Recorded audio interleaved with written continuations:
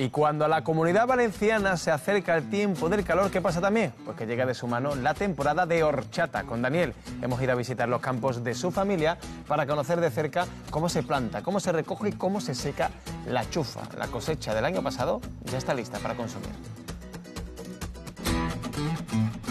A pocos kilómetros de la ciudad de Valencia encontramos la cuna de la chufa. Lindando con Alboraya, en la vecina Almásera, Daniel cuida los campos que plantó su padre. Lleva media vida entre manos. Están en pleno crecimiento y es momento de quitar malas hierbas y revisar que todo crezca como debe. Don Daniel, que he venido a su campo de chufa para visitarlo. ¿Cómo está? ¿De dónde apareces tú por aquí? Hombre, de las Valencias. ¿Qué vienes a comer o qué? Vengo a ver su chufa. Están verdecitas todavía, ¿no?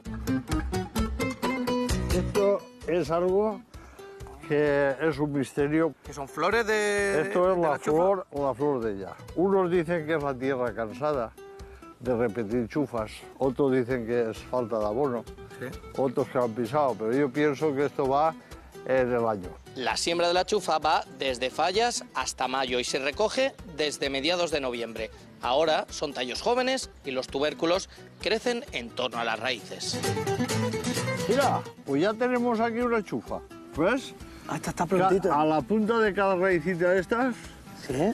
mira, si lo miras, la tierra prácticamente, esto es un terreno arenoso, como si fuera la arena de la playa.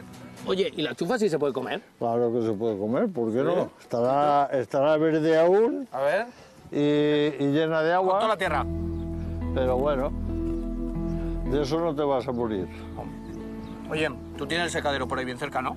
Sí. Plantamos esto y vemos cómo...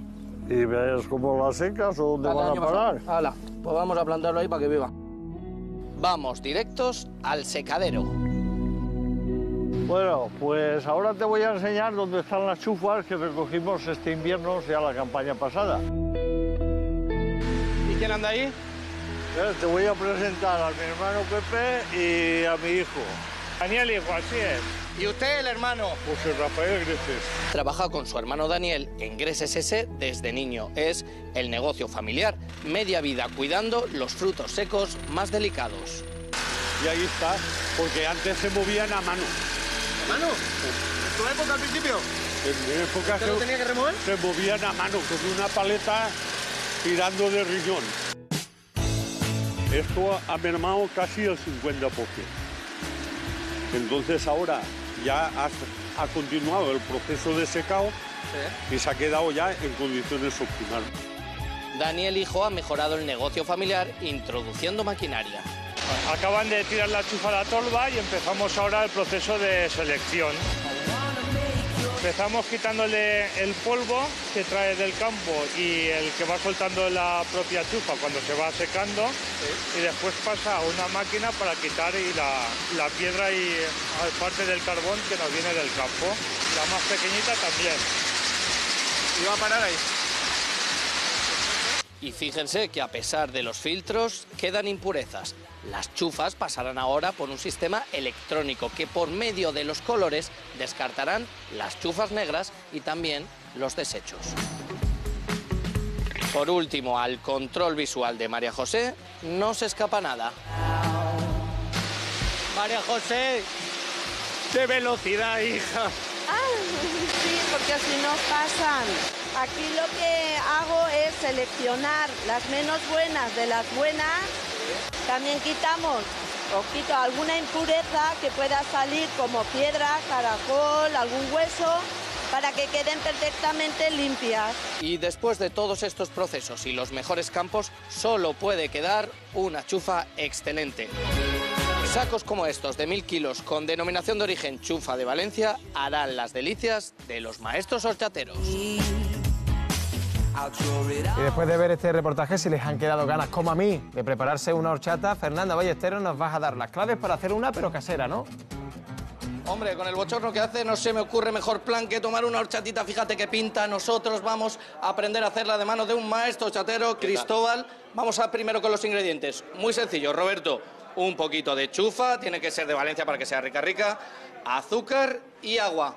vamos mano a la masa. Aquí tenemos las chufas que están a remojo 6 horas previamente para lavarlas bien y poderlas desinfectar perfectamente. Las tiramos aquí al robot. Sí. Y Ponemos lo que un vamos a poquito de hacer... agua.